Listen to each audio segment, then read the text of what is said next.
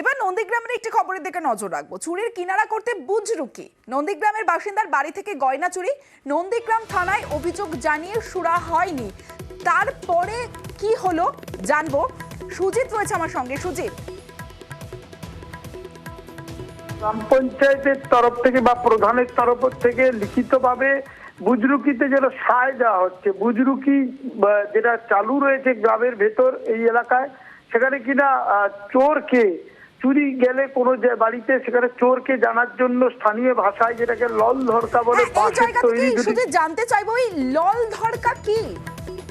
দুটো বাঁশের ফাঁদকে পেতে দুটি মানুষকে জুড়ে দেওয়া হয়, ঝাড়ফুঁক করা হয়। তারা সেই বাঁশ নিয়ে এগিয়ে গিয়ে যে বাড়িতে ঠেকাবে সেই বাড়ির লোক অভিযুক্ত বা চোর এটাই ধরেন গ্রামের মানুষ। সেই যে কুসংস্কার, সেখানেই কিনা ভরসা রাখার জন্য পঞ্চায়েত প্রধান, বিজেপি পরিচালিত নন্দীগ্রামের বিরুলিয়া গ্রাম পঞ্চায়েত প্রধান, তিনি যেন সায়ও দিলেন এবং তিনি চাপে পড়ে বলছেন তিনি সার্টিফিকেট দেননি, কিন্তু আমাদের কাছে হাতের কাছেই রয়েছে যেটা দেখা গেছে। এবং তার কারণে পুলিশেও অভিযোগ দিয়েছে, পুলিশও পদক্ষেপ নেওয়া শুরু করেছে। এবং কেন নিয়েছে না, যেখানে পুলিশ চোর ধরতে পারছে না, কে চোর ধরে দেবে না, ওই কুসংস্কারে ভরসা রাখার একটা পন্থা, সেটা হলো দুটি বাঁশকে সামনে রেখে দুজন মানুষকে ঝাড়ফুঁক করে এগিয়ে দেওয়ার চেষ্টা। এবং সেখানে দেখা যাবে তারা যেখানে যাবে, যার কাছে যাবে, যার বাড়িতে যাবে, তারা চোর। এই যুগে, এই বর্তমান যুগে এইসব চলে, কিন্তু চলছে না। তারই মধ্যে যেখানে যেখানে রয়েছে সেখানে দেখা গেল কি না, বিরুলিয়াতে দেখা গেল এবং সেখানে নন্দীগ্রামের মতো জায়গায় সেখানে আবার গ্রাম পঞ্চায়েত প্রধান লিখিতভাবে তাদের এই কাজে সায়ও দিয়েছেন করার।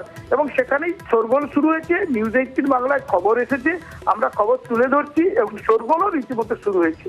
বেশ, গত কয়েকদিন আগে আমার বাড়িতে দিনের বেলা মানে গয়না চুরি যায়। প্রধানের কাছে গিয়ে লধড়কা পারমিশন নিলাম। গ্রামবাসীগণের উপস্থিতিতে লধড়কা চালানো হয় এবং সেখানে লধড়কা চোরকে চিহ্নিত করে আমার নিজের কাকা। কাকা নাম হচ্ছে বনবিহারী জানা। চোরকে চিহ্নিত করার পরে ও অস্বীকারও করে। তারপরে এই ব্যাপারটা আমরা প্রশাসনকে গিয়ে বলি, তারপরে কোনো কিছু আমাদের ব্যবস্থা নেয়নি। 1.5 লক্ষ টাকার গয়না আমার বাড়িতে চুরি। আমরা চুরি করিনি, মিথ্যা কথা সাজিয়ে ওরা এটার বিষয়ে আমি জানি, তবে আমাকে বলছিল যে ওইখানে চুরি হয়েছে, কিছুদিন চুরি হয়েছে এটা আমি শুনেছি। তো কিছুদিন বাদে আমি ওখানে শুনলাম যে লধড়কা চলছে। আমার কোনো পারমিশন নেয়নি, তবে আমি কথাটাই শুনেছি, পারমিশন দেইনি বা সাইন করিনি। না, এটা ভুল, আমি প্যাডে সাইন করিনি, কিন্তু কথাটা শুনেছি, প্যাডে আমি সাইন করিনি।